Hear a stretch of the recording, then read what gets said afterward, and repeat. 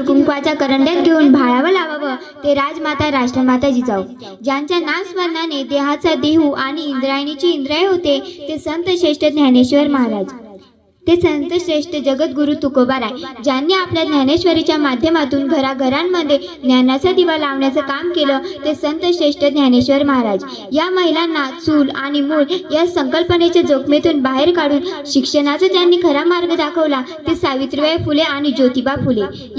या महाराष्ट्राच्या मातीत ज्यांनी सोन्यासारखं स्वराज्य निर्माण केले, ते छत्रपती शिवाजी महाराज. भारताचं संविधान लिहिण्यासाठी मला फारसं कष्ट पडलंच नाही, कारण माझ्यासमोर होतं छत्रपती शिवरायांचं स्वराज्य असे म्हणणारे डॉक्टर बाबासाहेब आंबेडकर.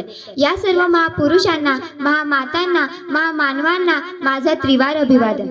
माझं नाव तर तुम्हा सर्वांना माहीतच आहे. माझा विषय मी जिजाऊ बोलते. होय, आम्ही आलोय, तुमच्या आऊसाहेब राजमाता जिजाऊ.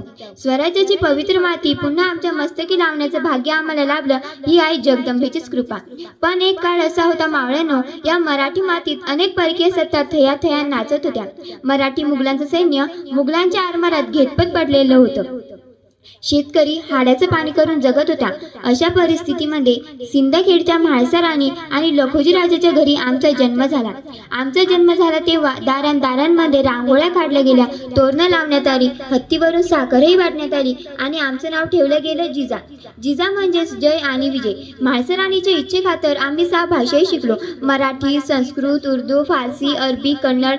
रामायण महाभारताबरोबरच नामदेवाची गाथा, अभिराचे डोळे, पुराण, बायबल आम्ही वाचलं आणि समजलंही.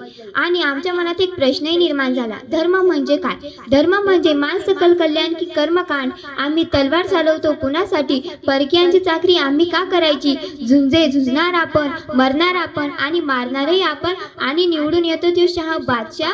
आपण स्वतःसाठी का झुंजत नाही? आणि कसला आलं हे पारतंत्र्यातील मृदा जगणं? हे सगळे विचार आमच्या मनात एक वादळ निर्माण करत होते.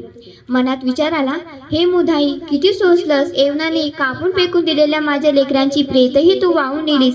अब्रू लुटून नेलेल्या लेकींना काठावर स्थान दिलं. पेटती आग विझवत राहिली, काठावर स्मशान बनवली. आता विझवत बसायचं नाही, आता फक्त पेटायचं. आणि कसं पेटायचं हे मी तुम्हाला सांगेन. शहाजीराजांना आमचा विश्वास ठाऊक होता. आमचं शरीर थकत चाललं होतं. हळूहळू आम्ही क्षीण होत होतो. स्वराज्याचे सगळे सूत्र शिवबांच्या हाती देऊन आम्ही निर्धास्त झालो होतो. त्यांचं यश, त्यांची कीर्ती, त्यांचा जय जयकार पाहून आम्ही समाधानी झालो होतो. आणि शेवटी लाडक्या राजाला पाहून आमचे डोळे कायमचेच मिटून गेले. पण आज मी हे स्वराज्य पाहिलं. हेच का ते स्वराज्य ज्याची निर्मिती माझ्या शिवबाने केली? हेच का ते स्वराज्य ज्यासाठी आम्ही हे स्वराज्य पणाला लावले? आज या स्वराज्यात जाती जातींमध्ये तेढ निर्माण झाली. माझ्या शिवबानं कोणत्याही जाती धर्माचा भेदभाव केला नाही.